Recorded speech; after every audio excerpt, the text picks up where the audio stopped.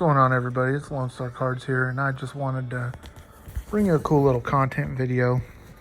And I want to remind everybody that there is beauty in the simple things. And what I mean by that when it comes to the sports card hobby is I know a lot of people get caught up on chasing numbered cards or RPAs, and some of those things can get quite pricey. But today we're going to look at a few things. We're going to compare some hockey cards to some baseball cards and just the simplicity of a rookie card. And if you pay attention, you might see where there's value that most people don't recognize. So let's get started. We're going to start off with Connor McDavid, and he's out of the 2015-2016 Upper Deck Series flagship product. In hockey, the flagship product rookie cards are known as Young Guns. So Connor McDavid's PSA 9 is going for about $965 currently. That's what it last sold for.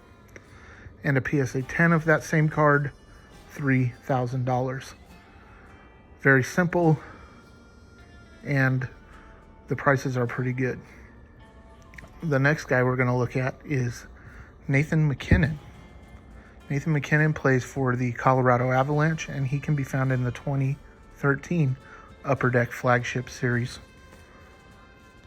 His PSA 9 Young Guns is currently, or last sold for, around $260, while his PSA 10 did approximately $680. And lastly, for this experiment, we're going to be looking at Alexander Ovechkin, who can be found in the 05-06 Upper Deck Flagship product. His PSA 9 Young Guns rookie is $985, while his PSA 10 is currently selling for about $3,325. Part of this is due to the fact that it is expected that Alex Ovechkin will break Wayne Gretzky's all-time goal-scoring record sometime in the next year or two. So his cards are up a little bit. But one thing I wanted you guys to make note of is we're calling this beauty in simple things. These are base rookies. We're not talking about variants or anything else. And in hockey, PSA 9s hold value, guys. And if you guys know, in other sports, PSA 9s are basically raw prices or below raw prices on a lot of things. And today we're going to compare these three hockey cards to three baseball players and their cards. And it wouldn't be fair to include all different types of variants. So we're going to do the flagship top series baseball cards. So the first player we're looking at comparatively is Shohei Ohtani, and he's found in the 2018 Update Series. His PSA 9 guys selling for around $30. It's probably cheaper than a raw. PSA 10s are going for only $100. There's already a major discrepancy when we're looking at stars of baseball compared to stars of hockey in their base flagship rookies.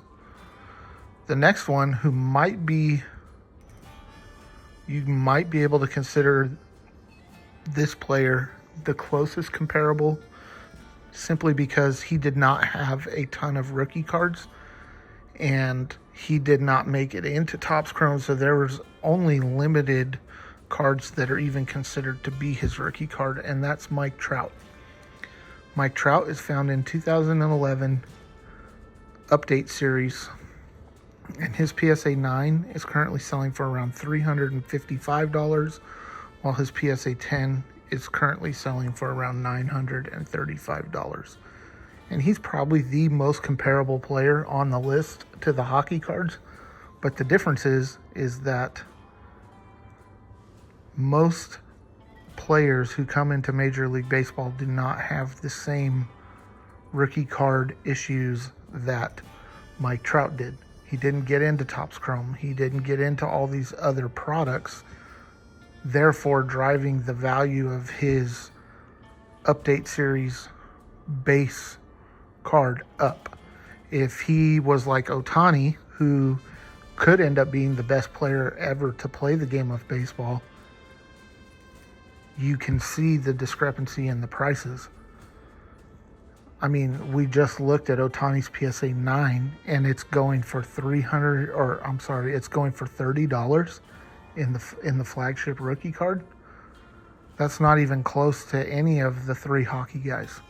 And the last baseball player we're going to look at is another superstar. He plays in a big market, and it's Aaron Judge. He can be found in 2017 Topps Series 2, I believe. And his PSA 9 is kind of all over the place, but it's still low. It's between $30 and $60 average sale. And his PSA 10 is $100 or less. And that card that you're seeing on screen is actually a short print variation.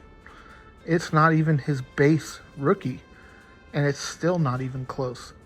So the moral of the story, guys, is don't always get caught up in chasing the big whatever. The reality is this: the average person can afford $50 to $150 cards, and not everybody can afford $3,500, $5,000, or even more.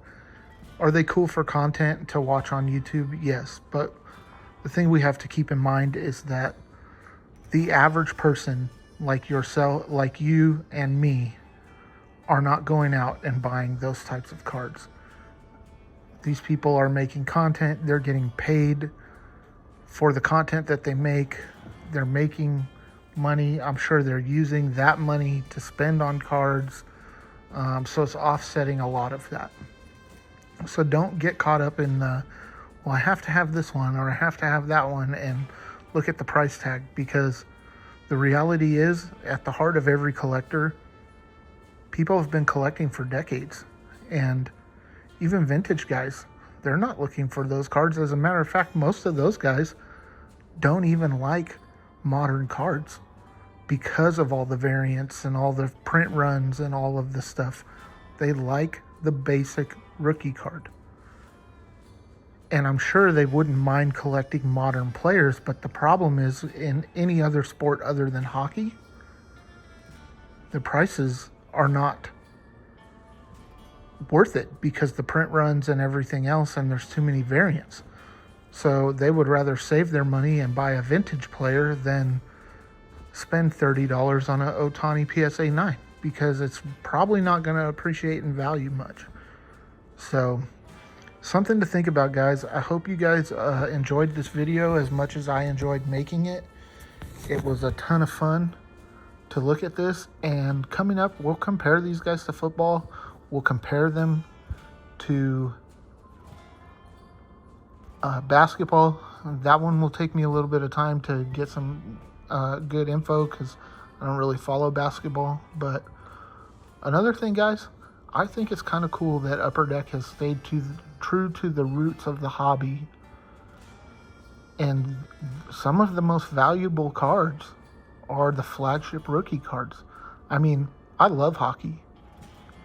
And pretty much the only cards I'm even interested in collecting are the Young Gun rookie cards of players.